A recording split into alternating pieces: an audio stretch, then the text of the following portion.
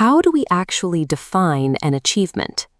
When you look at a medal or a plaque sitting on a table, you are only seeing the final result. Simply stating the facts, saying I won a prize or I succeeded, leaves the story entirely flat. It tells us what happened, but it hides the mechanics of how it actually came to be. True fluency requires us to look beyond the hard facts.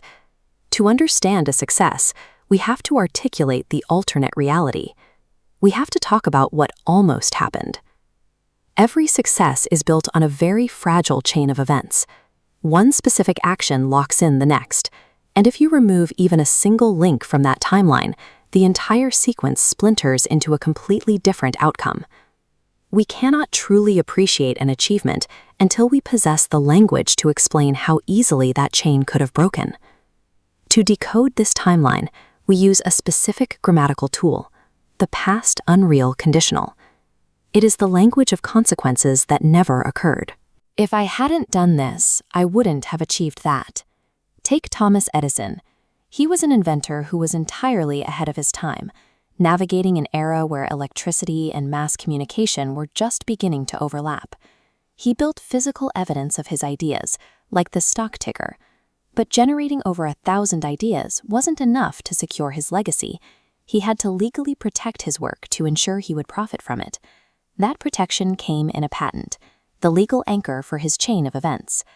If Edison hadn't applied for these patents, competitors would have instantly copied his designs, and he wouldn't have built his industrial empire. The action secured the outcome. We apply this exact same grammar to our own careers. A temporary worker taking a short temp assignment or a student entering a work-abroad program often kicks off a massive chain of events. If they hadn't taken that specific temporary job, they wouldn't have met the contact who hired them full-time. The past unreal conditional gives us the perspective to look back at the extreme fragility of our own history. Recognizing how easily the timeline could have collapsed is what allows us to feel profoundly proud of the specific path we navigated. The past is locked, that chain of events is permanent, but the future is entirely unformed. When we project forward, the rigid structure falls away. We plunge into a fluid, speculative timeline where the outcomes haven't been secured yet. This requires a shift in our grammar. We leave behind the past unreal conditional and the analysis of regrets, and we adopt the language of expectation. We talk about hopes, dreams, and making predictions. We stop analyzing the static facts of yesterday, and we begin actively shaping the open environment of tomorrow. This starts by clearly expressing desire. We use phrases like, I hope to, or my dream is to, setting a target in the distance. This chart shows a steep upward trend line. When we see demand soaring in the near future like this, we don't just sit back and rely on luck. Hoping to win the lottery is passive.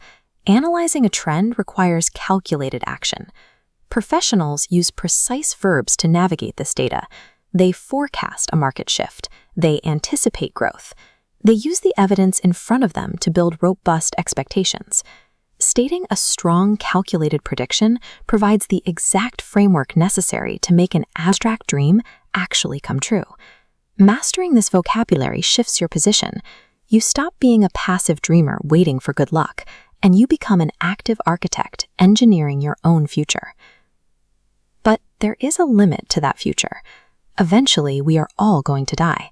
It is the ultimate, inescapable deadline on our timeline. That finite deadline forces us to act. It compels us to filter out the noise, prioritize our most critical hopes, and organize them into a bucket list. And that pulls us right back out of the deep water, returning us to the reality of the present moment. Language is the tool we use to bind these timelines together. By mastering the past unreal conditional, you have the vocabulary to honor the fragile steps that built your achievements.